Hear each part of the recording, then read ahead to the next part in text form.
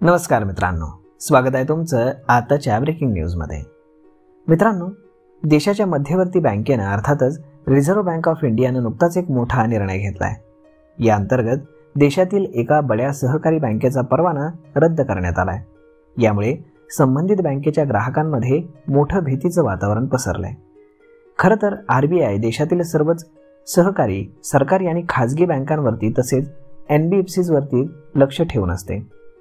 बँकांना आरबीआयच्या नियमांचं पालन करावं लागतं। ग्राहकांचं नुकसान होणार नाही यासाठी आरबीआय देशातील सर्व बँकांवरती करडी नजर ठेवते आणि बँकांचे व्यवहार तपासत राहते। जर समजा एखादी बँक दिवाळखोर झाली तर आरबीआयकडनं अशा बँकेचा परवाना हा रद्द केला जातो। दरम्यान आरबीआयनं गुजरात राज्यातील अहमदाबाद येथील कलर मर्चंट कोऑपरेटिव्ह बँक या सहकारी बँकेचा परवाना रद्द करण्याचा निर्णय घेतला असून सदर बँकेवरती करण्यात आलेल्या या मोठ्या कारवाईमुळे बँकेच्या ठेवीदारांमध्ये सध्या भीतीचं वातावरण आपल्याला पाहायला मिळतंय। आरबीआयकडनं 17 एप्रिल रोजी या बँकेचा परवाना रद्द करण्याचा निर्णय घेण्यात आला असून यामुळे आरबीआयच्या या कारवाईची सध्या सर्वत्र जोरदार चर्चा सुरू आहे। खरं तर गेल्या काही वर्षांमध्ये आरबीआयने देशातील काही बड्या सहकारी, सरकारी आणि खाजगी बँकांचे परवाने हे रद्द केलेले आहेत।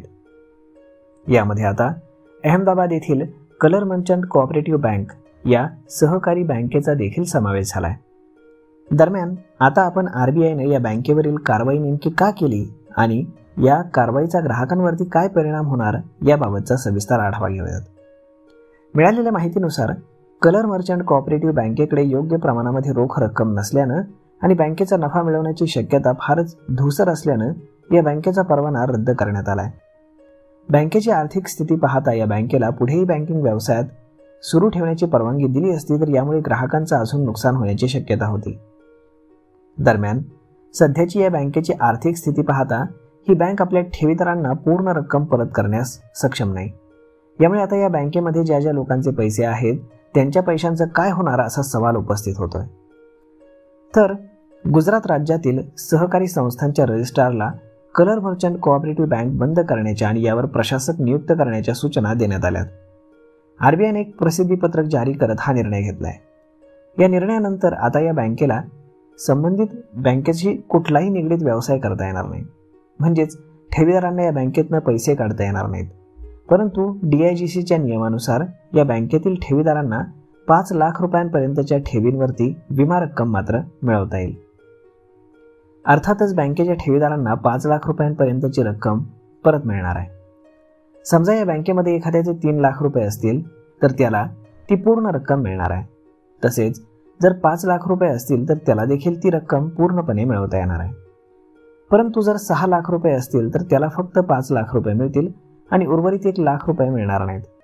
दरम्यान सहकारी बँकेकडनं प्राप्त झालेल्या माहितीनुसार या बँकेतील जवळपास 98.51% ठेवीदार डीजीसीआय कडून त्यांची पूर्ण रक्कम मिळवण्यास सक्षम ठरणार आहेत, म्हणजेच या बँकेतील बहुतांशी ग्राहक त्यांचा पैसा परत मिळवू शकतात।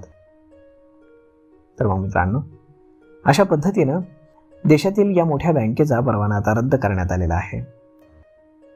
तर मग मित्रांनो, हा व्हिडिओ, ही माहिती तुम्हाला कशी वाटते हे तुम्ही आम्हाला कमेंट करून नक्कीच सांगा। आणि जर हा व्हिडिओ तुम्हाला आवडला असेल तर आपल्या जवळच्या मित्रमंडळींसोबत देखील हा व्हिडिओ तुम्ही शेअर करायला विसरू नका। धन्यवाद।